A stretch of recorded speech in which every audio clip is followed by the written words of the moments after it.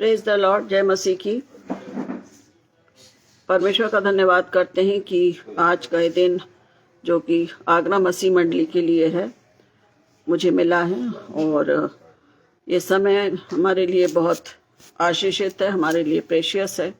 और इससे पहले कि हम आज के वचन को, आज की संगति को आरंभ करें, सर्वप्रथम परमेश्वर पिता का धन्यवाद करना चाहते हैं कि व्यतीत 3 दिनों में जो आगरा मसीह मंडली के तहत जो आत्म जागृति सभा की जो मीटिंगें हुई हैं वो आशीषित हैं। हम विश्वास करते हैं बहुत सारे लोगों ने खुदा के प्रेम को जाना है, समझा है और आशीषित हुए हैं। और हम धन्यवाद देते हैं हमारे खुदा का जो अपने लोगों को बल और सामर्थ देते हैं। और जो भी कार्य प्रभु उन दिनों में हुआ है हम विश्वास करते हैं कि वो फलवंत होगा। इसके साथ ही हम परमेश्वर पिता का धन्यवाद करते हैं हमारे आदरणीय पासवान के लिए, पास्टर अनुपम डेविड जी के लिए, बहन शबनम के लिए, उनकी पूरी टीम के लिए कि प्रभु ने उनको बल और सामर्थ दिया, उनकी अगुवाई किया कि ये बड़ा कार्यक्रम अच्छे से होना पाया। तो हम उनके लिए भी परमेश्वर का धन्यवाद करते हुए उनके लिए बहुत सी आशीषों को चाहते हैं। और एक संगति को हम कर रहे हैं और परमेश्वर का धन्यवाद करते हैं। प्रियो, आप सभी जानते हैं कि पिछले कुछ समयों से हम एक वचन पर मनन कर रहे हैं और वो वचन है भजन संहिता 23। और इसके अभी तक हमने 5 पदों पर मनन किया है। पहला हमने देखा था चरवाहा है, दूसरा हमने देखा था सुखदाई जल है, तीसरा हमने देखा था कि धर्म के मार्गों में हमारी अगुवाई करता है, चौथा हमने देखा था कि वो घोर अंधकार से हुई तराई में होकर चलूं तो भी हानि से ना डरूंगा। और इसके पहले हमने देखा था कि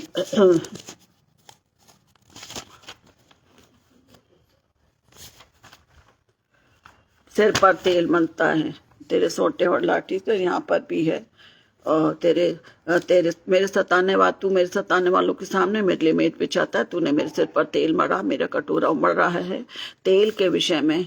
और हमने इस पर सताने वालों के विषय में कुछ वचनों को देखा था। और आज हम भजन संहिता 23 के 6वें पद अर्थात आखिरी पद पर हम मनन करेंगे। और पिछली बार हमने इसको देख लिया है कि सिर और कटोरा क्या है और द्वितीय आगमन को दर्शाता है, और इसके लिए हमें अपने आप को तैयार होना है। तो इससे पहले कि हम आज के आखिरी 23 भजन संहिता 23 के आखिरी वचन पर मनन करें, हम छोटी प्रार्थना करेंगे और अपनी इस संगति को आरंभ करेंगे।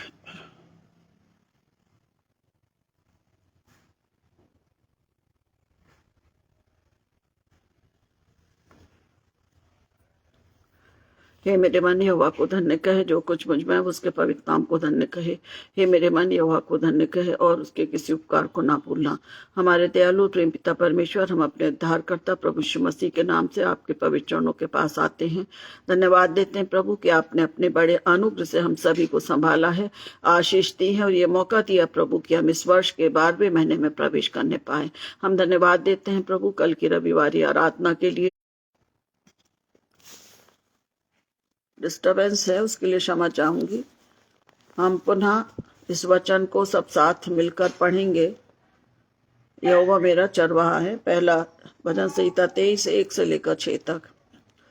यदि आप लोग मेरी आवाज सुन पा रहे हैं या सब क्लियर है तो प्लीज आप थम दीजिए ताकि हम आगे बढ़ने पाए।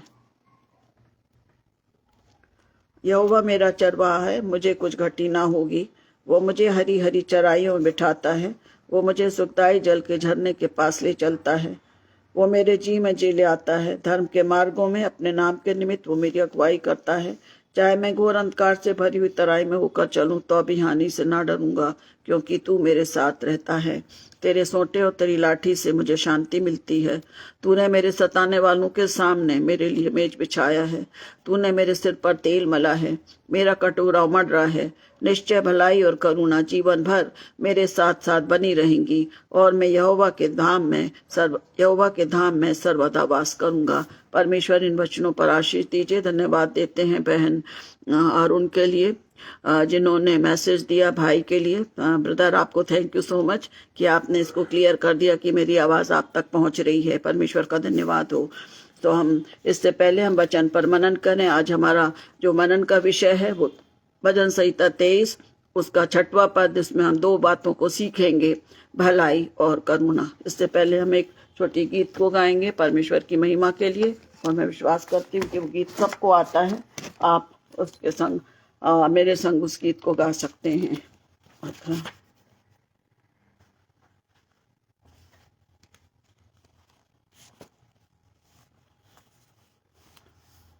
यीशु तेरा नाम कितना सुंदर है, यीशु तेरा नाम कितना सुंदर है, यीशु तेरा नाम कितना पावन है। तुझ में मिली है हमको क्षमा, तुझसे मिला है नया जीवन, तुझ में मिली है हमको क्षमा, तुझ में मिला है नया जीवन। यीशु तेरा नाम है कितना सुंदर, यीशु तेरा नाम है कितना पावन, तुझसे मिली है हमको कृपा, तुझ में हुए हैं हम पावन, तुझसे मिली है हमको कृपा, तुझ में हुए हम पावन।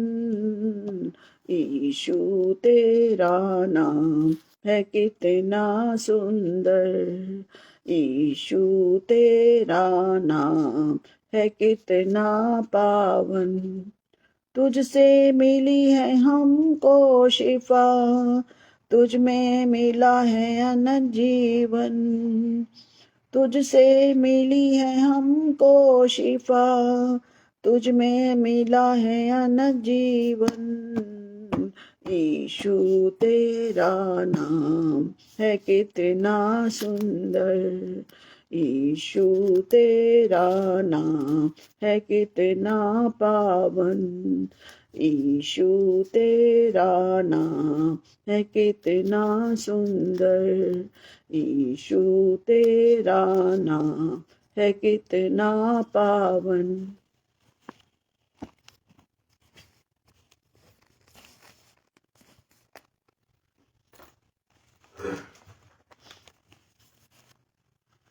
आज हम देखेंगे भजन संहिता 23 उसका 6वां, जहाँ पर अभी हमने पढ़ लिया है कि निश्चय भलाई और करुणा जीवन भर हमारे पीछे हमारे संग बनी रहेंगी। ये प्रतिज्ञा है जब हम अपने परमेश्वर को क्या मानेंगे, अपना चरवाहा मानेंगे। जब हम अपने परमेश्वर को चरवाहा मानते हैं, हम देखते हैं कि उससे पिछले समयों में हमने देखा है, यदि हम अपने परमेश्वर को चरवाहा मानते हैं तो वो हमें क्या करता है, सुखदायी जल के झरने के पास ले जाता है। और सुखदायी जल का झरना हमारा प्रभु है, जीवन का जल देने वाला वो है। दूसरी बात हमने सीखा था कि जब हम यहोवा का अपना चरवाहा मानते हैं या हम उसके भेड़ बनते हैं तो वो हमारे मार्गों में हमारी अगुवाई करता है।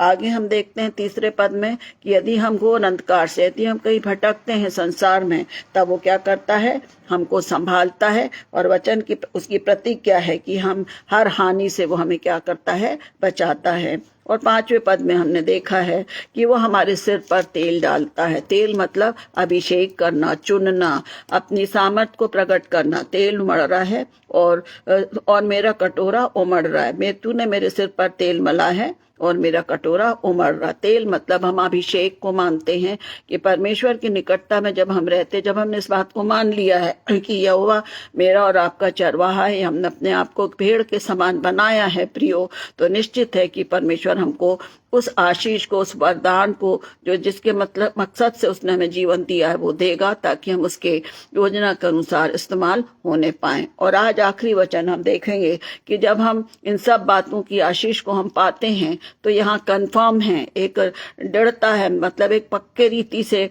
वचन कह रहा है कि निश्चय, कोई ऐसा नहीं है कि अनिश्चित है कि भलाई करुणा हमारे संग कोई घटी कमी होगी, ऐसा नहीं है। लिखा है निश्चय भलाई और करुणा जीवन भर मेरे साथ साथ बनी रहेंगी और मैं यहोवा के धाम में सर्वदा वास करूंगा। कब? जब हम एक छोटी भेड़ के समान इन 5 पदों में जो हमने सीखा उसके अनुसार हम अपने जीवन को रखेंगे। हम इस बात को स्मरण रखें कि हम एक छोटी भेड़ हैं और परमेश्वर मेरा और आपका चरवाहा है। तो हम देखेंगे यदि हम उसके अनुसार जितना हमने मनन किया है अपने जीवन को व्यतीत करते हैं या प्रयास करते हैं तो हमको भलाई भी मिलेगी और हमारे जीवन में करुणा भी मिलेगी। करुणा का मतलब ऐसा नहीं है कि कोई दुख आ रहा हो तो करुणा है, परमेश्वर की कृपा है, मर्सी है, ग्रेस है जिसको हम कहते हैं।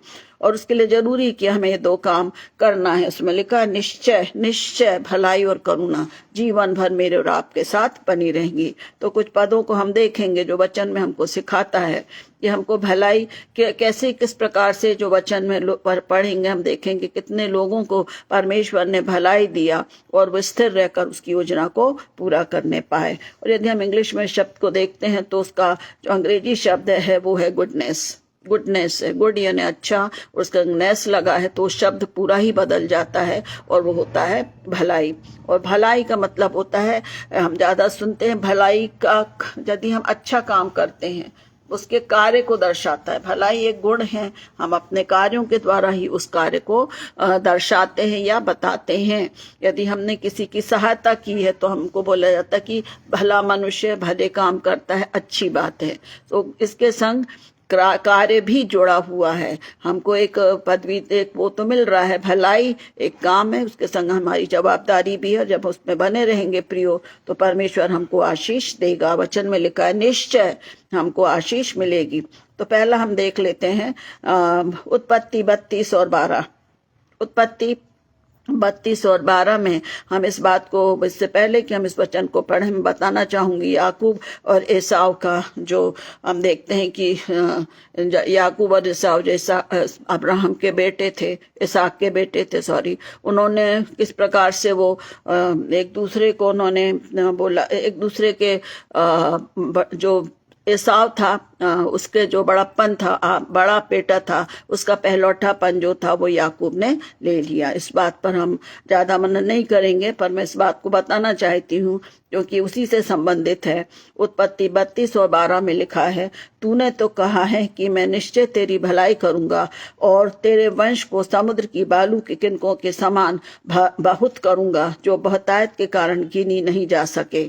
याकूब छोटा था और एसाव बड़ा था। और हम सब वचन पढ़ते तो हम इस बात को स्मरण रखते हैं कि जब इसहाक बुजुर्ग अवस्था में था तब उसने एसाव से बोला कि तू मेरे लिए एक बकरी का बच्चा ला, बना कर ला और मैं तुझको आशीष दूं।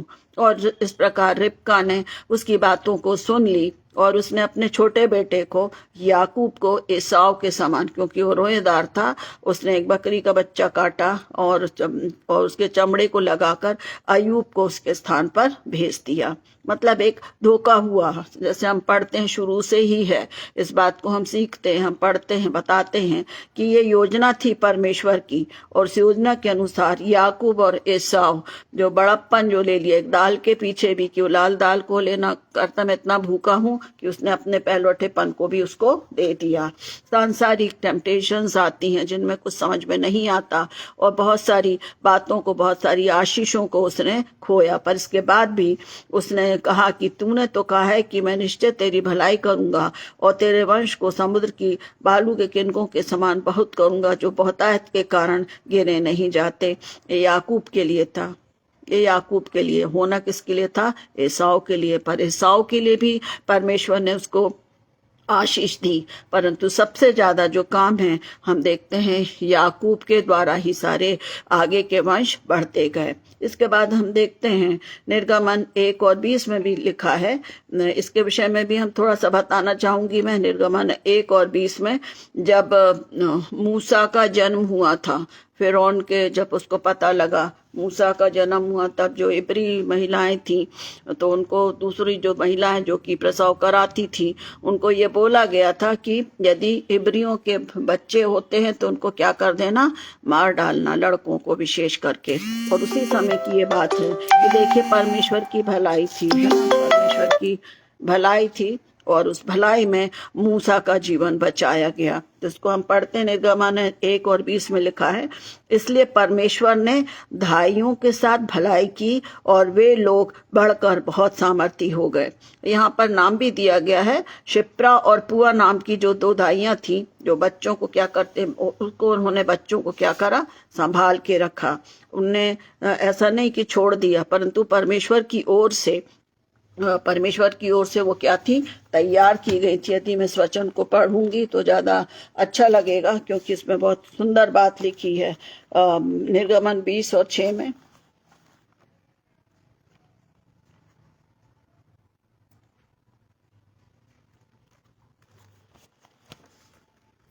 निर्गमन 1 और 20, सॉरी,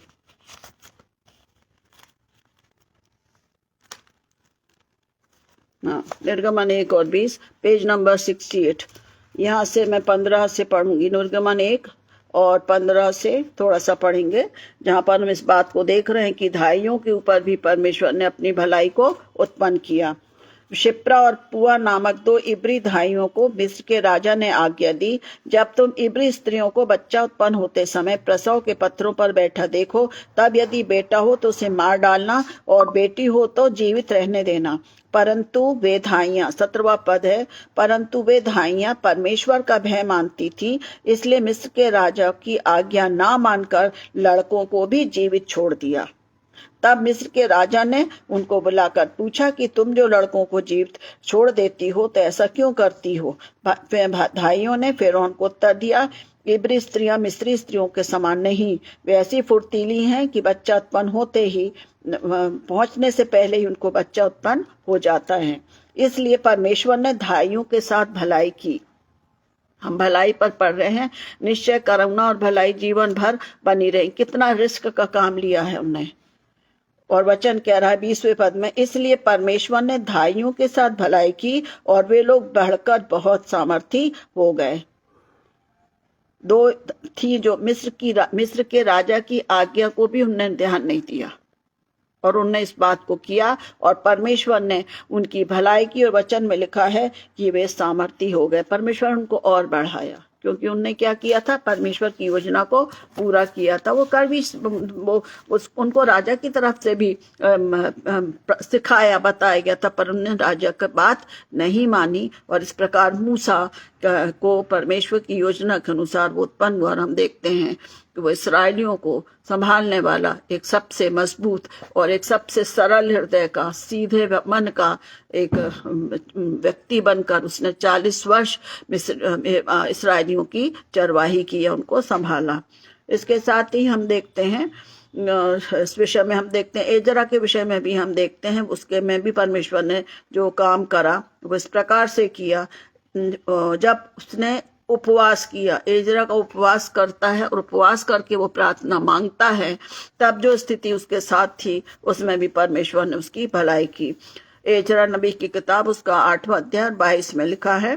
दूसरा हिस्सा पढ़ रही हूं मैं। क्योंकि हम राजा से ये कह चुके थे कि हमारा परमेश्वर अपने सब खोजियों पर भलाई के लिए कृपा दृष्टि रखता है, और जो उसे त्याग देते हैं उनका बल और क्रोध उनके क्या हो जाता है, विरुद्ध हो जाता है।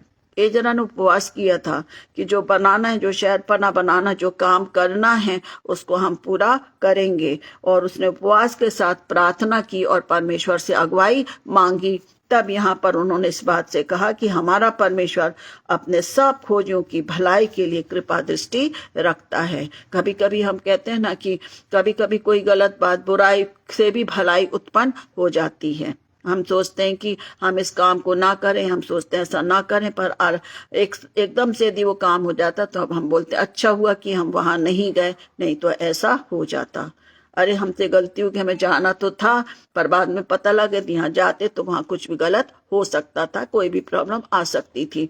तो परमेश्वर इस बात को हमें सिखाता है, क्योंकि वो हमारा चरवाहा है। और हम इस बात पर मनन कर रहे हैं कि निश्चय भलाई और करुणा जीवन भर अरे पीछे हमारे संग बनी रहेंगी। वो हमको क्या करता है, संभाल लेता, हमारी भलाई करता है। हम शद्रक मेशक अबेदनिगो के विषय में देखते हैं, हम दानियल के विषय में देखते हैं कि उसने भलाई ही को उत्पन्न किया, भलाई ही उनके लिए उत्पन्न हुई। पहले उन्होंने अब उनको आग के भट्टे में डाल दिया, चाहे सिंहों की मान में डाल दिया, परंतु हम जब देखते हैं कि राजा इस बात को जानता था, उसने कहा हे जीवते परमेश्वर के दास, क्या तेरे परमेश्वर ने तुझे बचाया? ने वाला हाँ, बचाया, भलाई की उसने परमेश्वर ने। उन्होंने इस बात को जाना और देखिए सारे लोग परमेश्वर का धन्यवाद स्तुति करने के लिए खड़े होने पाए।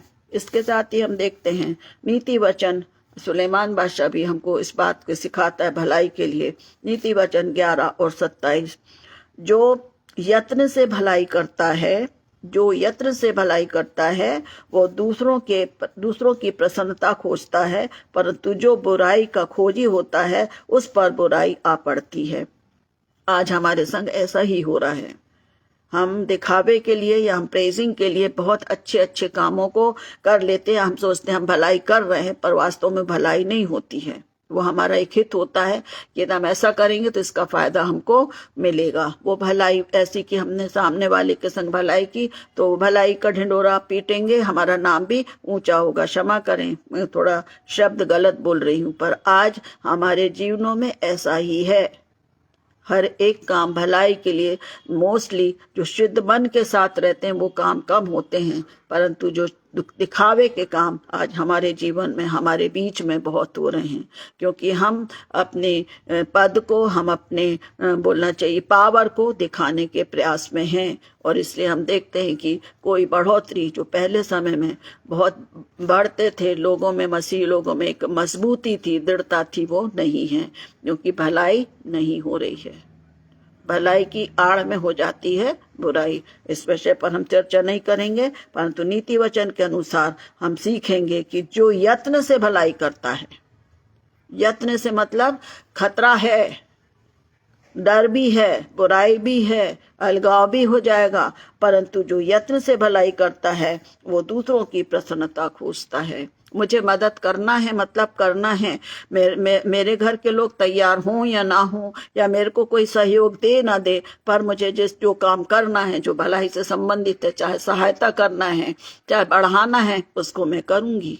और उसके लिए हमको सहायता कौन देता है? हमारा प्रभु देता है। और सबसे बढ़कर जो भलाई है वो हमारे लिए है कि जब हम हमारे जो भी प्रियजन है, जिनसे हम जो हमारे जुड़े हुए हैं, जो नहीं भी जुड़े, जिनको हम जानते हैं यदि वो कठिनाइयों में है प्रियो, तो हम प्रार्थना तो कर सकते हैं। जब हम प्रार्थना करते हैं तब प्रभु हमारी अगुवाई करता है। कैसे? कि हमको यत्न से सोच समझकर उनकी भलाई करना है, क्योंकि परमेश्वर तो मेरे आपके लिए भलाई कर ही रहा है। हमारा जीवन ऐसा नहीं है कि हम जीवन को पाएं, परंतु उसने प्रतिज्ञा की है, निश्चय भलाई और करुणा जीवन भर तुम्हारे साथ बनी रहेंगी। आज हम अपने आप को देखें कि हमने किसी की भलाई की क्या? पैसे देकर या कोई काम कारण की भलाई नहीं होती। कठिनाइयों में मदद करना, गुडनेस, अच्छी बात करना, उनको समझाना, बताना, छोटी छोटी बातें हैं जिनको शायद हम सोचते हैं कि कोई फायदा नहीं है, काय को उनको सिखाना, बताना। पर यदि हम प्रार्थना के साथ आगे बढ़ते हैं, परमेश्वर हमारे द्वारा अपने काम को, अपनी भलाई को उन पर प्रकट करता है। मैं समझ सकती हूँ, मैं विश्वास करती हूँ कि हम में से प्रत्येक के जीवन में ये काम परमेश्वर ने सौंपा है। और जब हम उसको कर चुकते हैं उसके बाद हम आनंदित होते हैं। हम तो समझ ही नहीं पाते, पर जब हमें आनंद होता है, जिस भी व्यक्ति को हमने मदद किया, बोला सपोर्ट किया, चाहे मानसिक रीति से, जो भी तरीके से, तब हम आनंदित होते। जब वो आनंदित होता है हम भी आनंदित होते हैं। इसलिए वचन कहता है कि सत्य जो यत्न से करता है उसकी, वो जो भलाई करता है वो दूसरों की प्रसन्नता खोजता है, परंतु जो बुराई का खोजी है होता है उस पर बुराई ही आ पड़ती है। जो जैसा करता है उसको वैसा फल मिलता है। आगे का वचन कहता है, भजन संहिता 31 और उसका 19वां पद कहता है, आहा तेरी भलाई क्या ही बड़ी है। खुशी से कह रहा है भजनकार, आहा कितना अच्छा। हम यदि कोई भी चीजों को, फूल को, फल को, जो भी चीजें हमें और ऑफ सडन अच्छी दिखती हैं, जो हम कई समय से नहीं देखते, तो हम एकदम अरे कितना अच्छा लग रहा है। दाऊद राजा भी ऐसे कर रहे, तेरी भलाई क्या ही बड़ी है। हम बोल सकते हैं कि हाँ प्रभु आपकी भलाई कितनी बड़ी है। हर क्षण वो हमें बता रहा है, हर क्षण वो जीवन दे रहा है। और यदि हम उस जीवन को पा रहे हैं प्रभु प्रियो, तो जो कुछ हम पा रहे हैं यदि हम अपने तक रख रहे हैं तो हम अपनी भलाई कर रहे हैं कि दूसरे की भलाई नहीं कर रहे हैं। इसलिए मैं हमेशा आप सभी से रिक्वेस्ट करती हूँ नम्रता के साथ कि जो कुछ हम सीखते हैं प्रियो उसको बांटते चलें, उसको बांटते चलें। आज एक शब्द मैंने सीखा है, हो सकता आप लोग उस शब्द से बहुत सारी चीजों को सीख लें, परमेश्वर सिखा दे, और इस प्रकार हम एक दूसरे को परमेश्वर की निकटता में रख सकते, एक दूसरे के लिए भलाई का कारण बन सकते हैं। आहा तेरी भलाई क्या ही बड़ी है जो तूने अपने डरवैयों के लिए रख छोड़ी है और अपने शरणागतों के लिए मनुष्यों के सामने प्रकट भी की है। जो कुछ नहीं था उसको उसने खड़ा कर दिया। मूसा बोलता मेरे को बोलना नहीं आता, अकलाता हूं, खड़ा कर दिया। जक्कई के लिए हम देखते हैं, जक्कई का कितना बड़ा विश्वास था, पर प्रभु यीशु मसीह ने ऊपर देखा और झट नीचे उतारा। वो देखने के लिए था, वो चाह रहा था, पर प्रभु यीशु मसीह ने उसके मन को जाना और उसको बोला और वो नीचे आया। उसने उस उद्धार को पा लिया जो और लोग थे उनने उस उद्धार को नहीं पाया। जो सदूकी फरीसी थे वो उसकी गलतियां ही गिनाने में लगे, परंतु उसके संग तो भलाई हो गई, उसके संग भलाई हो गई। जो उनको कमेंट्स दे रहे थे उनकी भलाई हुई क्या? नहीं हुई। इसलिए भजनकार कहता आहा तेरी भलाई क्या ही बड़ी है जो तू अपने डरवैयों के लिए रख छोड़ता, जो उससे डर करते हैं, जो उससे प्रेम रखते हैं। डरवैये का मतलब आज्ञा मानना, विश्वास के साथ आज्ञा मानना। हम अपनी सेवाओं को करते हैं, हमारे घर में बच्चे हैं, आज्ञा मानते हैं, अच्छी बात है, डर के नहीं, विश्वासता के साथ, उस बात को समझते हुए कि हाँ ये काम, ये जवाबदारी मेरी है, मुझे अच्छे से करना है। और उस डर के कारण नहीं, एक डर में प्रेम होता है, एक डर में भय रहता है। यहोवा का भय मानते हैं हम, यहोवा का भय मानना बुद्धि का मूल है। जब हम उसके भय, प्रेम में भय मतलब जो उसने हमें बताया है, हमको मालूम है कि हमको संगति रखना हम नहीं करते, हम कई बहाने बना देते हैं और हम सोचते हैं कि हमारे जीवन में भलाई हो, ऐसा नहीं है। जो आज्ञा परमेश्वर ने दी है, प्रभु ने दी है मुझे और आपको, उसको जब हम पालन करेंगे, हम कितनी खुश हो जाते हैं जब हमारे बच्चे हमारी बात मानते हैं।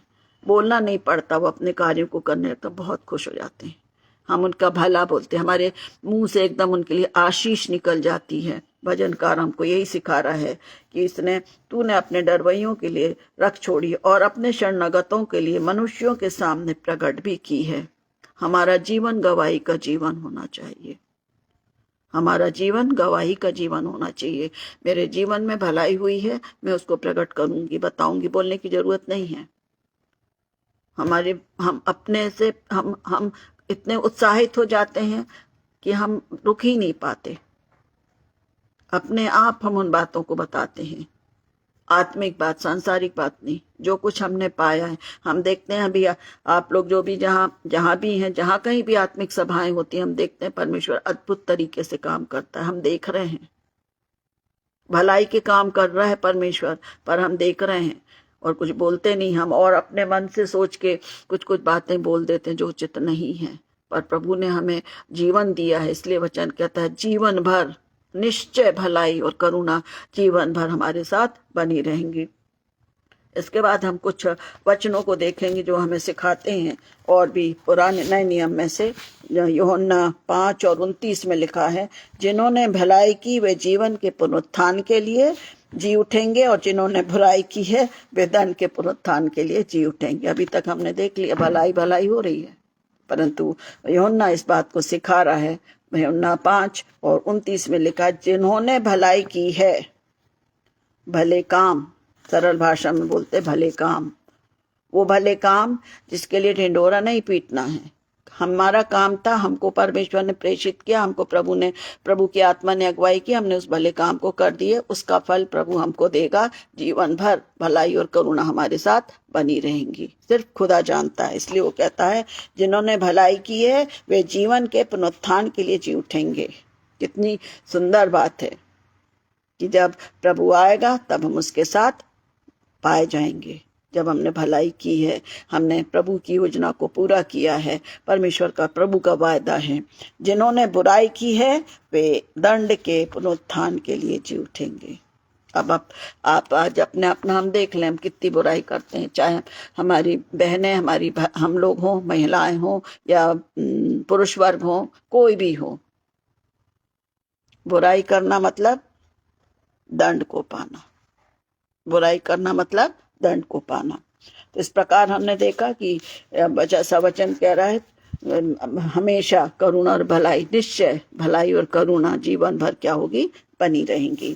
आगे हम देखते हैं करुणा के विषय में। अभी हमने भलाई देखा है, कुछ पद हैं जिनमें हम देखेंगे कि परमेश्वर की जो करुणा है वो भी हम पर बनी रहती है। यशायाह 63 और 7। यशाया चैप्टर 63 वर्सेस 7, चैप्टर 63 वर्सेस 7 में लिखा है, जितना उपकार यहोवा ने हम लोगों का किया, अर्थात इसराइल के घराने पर दया और अत्यंत करुणा करके उसने जितनी भलाई की है, उन सब के अनुसार मैं यहोवा के करुणा में कामों का वर्णन और उसका गुणानुवाद करूंगा। कितना बड़ा पद लिखा है यशायाह ने। जितना उपकार, उपकार मतलब एक एक सांस, एक एक सांस, जितना उपकार यहोवा ने हम लोगों का किया है इसराइल के घराने में। हम भी प्रभु के लोग हैं।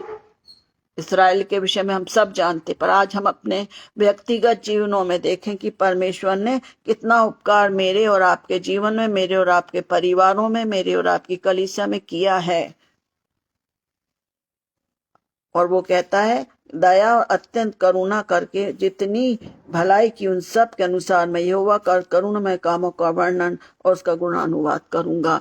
हम धन्यवाद देते हैं क्या इस बात के लिए? गुणानुवाद करना है, परमेश्वर को प्रेज करना है, प्रेजिंग करना है।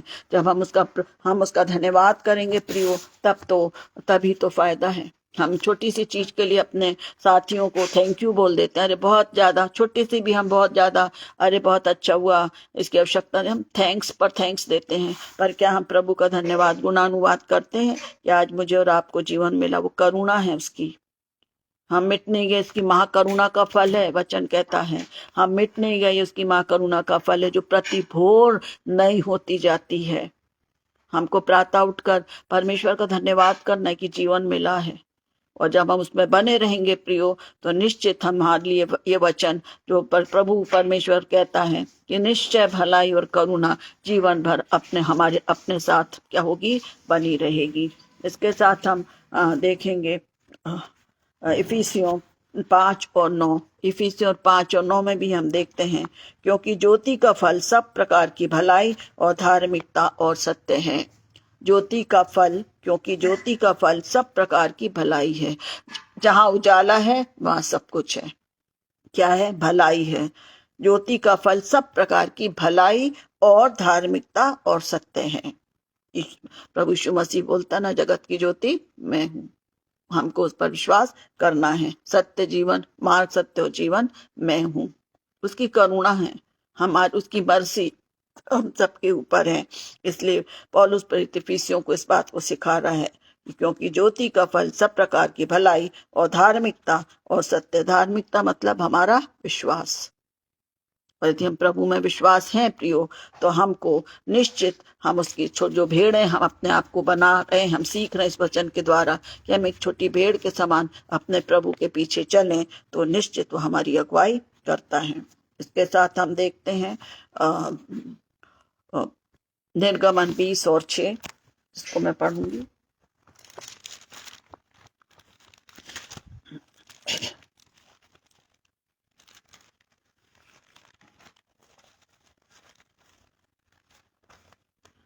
निर्गमन 20 और 6 में लिखा है, 10 आज्ञाओं के अंतर्गत है, इसको मैं बता रही हूँ। और जो मुझसे प्रेम रखते हैं और मेरी आज्ञाओं को मानते हैं, उन हजारों पर करुणा किया करता हूँ। इसमें यहाँ लिखा हुआ है, जो दूसरी 4थी 5वीं आज्ञा है, तो उनको दंडवत ना करना और ना उसकी उपासना करना, क्योंकि मैं तेरा परमेश्वर यहोवा जलन रखने वाला परमेश्वर हूँ। जो मुझसे बैर रखते हैं उनके बेटे पोतों और परपोतों को भी पितरों का दंड देखता है। और जो मुझसे प्रेम रखते और मेरी आज्ञाओं को मानते हैं, उन हजारों पर करुणा किया करता हूँ।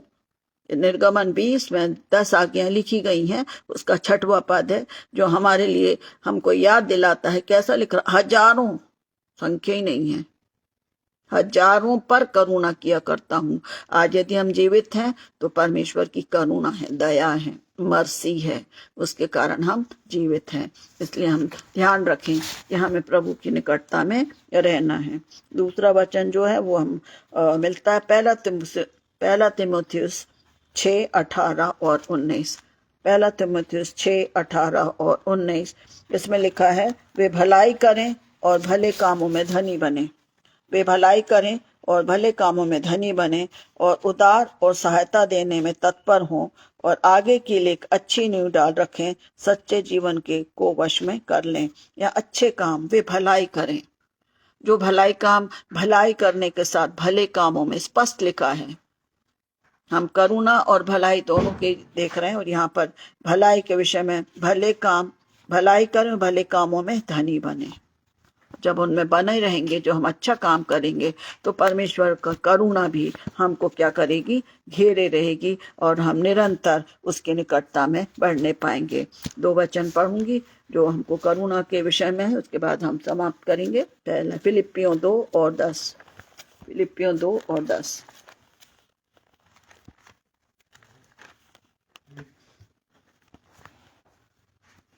फिलिपियों 2 और 1। फिलिपियों 2 और 1 में लिखा है, अतः यदि मसीह में कुछ शांति और प्रेम और ढाढ़स और आत्मा की सहभागिता और कुछ करुणा और दया हो, तो मेरा यह आनंद पूरा करो कि एक मन रहो। हम देखते हैं यहाँ पर मसीह की दीनता के विषय में पौलुस ने बताया है फिलिपियों को। और यहाँ सबसे बड़ी बात क्या करी, अतः यदि मसीह में कुछ शांति, प्रेम, ढाढ़स और आत्मा की सहभागिता है और कुछ करुणा और दया है, तो मेरा ये आनंद पूरा करो। कौन सा आनंद? कि प्रभु में बने रहो और दूसरों को भी प्रभु के निकट बनाए रखो।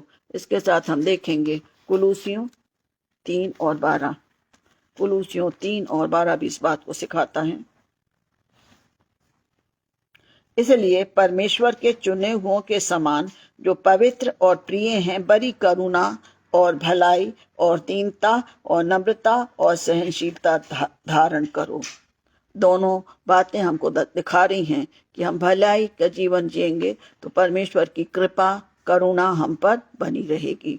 और इसलिए पौलुस कुलूसियों को सिखा रहा है, इसलिए परमेश्वर के चुने हुओं के समान, किसी और को इंगित नहीं कर रहा है, इसलिए परमेश्वर के चुने हुओं के समान जो पवित्र और प्रिय हैं, जो पवित्र और प्रिय हैं, बड़ी करुणा और भलाई और दीनता और नम्रता और सहनशीलता धारण करो। हमको सिखाया गया है, हमको बताया है, चुने हुए लोग। हम अपने आप को जांचें कि क्या हम चुने हैं कि नहीं हैं। यदि हम चुने गए हैं तो हमको वो ही फल लाना है जो प्रभु हमसे चाहता है, हमको वैसा ही जीवन जीना है। तो परमेश्वर इन सभी बातों के लिए परमेश्वर का हम धन्यवाद करते हैं और यही चाहते हैं कि हम प्रभु की अधीनता में रहें। सबोपदेशक 3 और 12 इस बात को सिखाता है, मैंने जान लिया है कि मनुष्यों के लिए आनंद करने और जीवन भर भलाई करने के सिवाय कुछ भी अच्छा नहीं है। हम देखते हैं सबोपदेशक में हमारे जीवन से घटने वाली हर बात है। और वो 12वें पद में कहता है, मैंने जान लिया है। सबोपदेशक का लेखक कौन है? सुलेमान है। उसने भी इस बात को मैंने जान लिया है कि मनुष्यों के लिए आनंद करने और जीवन भर भलाई करने के सिवाय और कुछ भी नहीं है। क्योंकि भलाई के संग संग मेल मिलाप, प्रेम सब आता है। हम भलाई कब करेंगे? जब हमारे जीवन में प्रेम है, एक दूसरे के जो आत्मा के 9 फल हैं वो एक के साथ एक है, तो दूसरा भी वो फलवंत होता जाता है। पर अफसोस ये है कि हम उसी में एक काम जब करते हैं उसमें हम क्या करते हैं? घमंड करते हैं। यहाँ परमेश्वर को के अपने को अलग से बनाने लगते हैं, जैसे शैतान ने एक फल के पीछे सब गड़बड़ कर दिया। इसलिए हमारे जीवन में जो फल प्रभु चाहता वो ये चाहता कि हम उसमें बने रहें। इसलिए कहता है कि भलाई के सिवाय और कुछ भी अच्छा नहीं है। क्योंकि जब हम भलाई करेंगे, परमेश्वर कहता निश्चय भलाई और करुणा जीवन भर मेरे पीछे बनी रहेंगी और मैं यहोवा के धाम में पहुंचकर सर्वदा वास करूंगा। परमेश्वर वचनों के द्वारा हम सबको आशीष दे और इस वचन के द्वारा जो हमने 5 भागों में सीखा है, मैं विश्वास करती हूँ कि आप सब ने आशीष को पाया होगा। अब सिर्फ एक ही विनय मैं आपसे करती हूँ कि वचन और प्रार्थना के साथ हम अपने आप को एक छोटी भेड़ के समान बनाएं। यशायाह इस बात को सिखाता है कि जब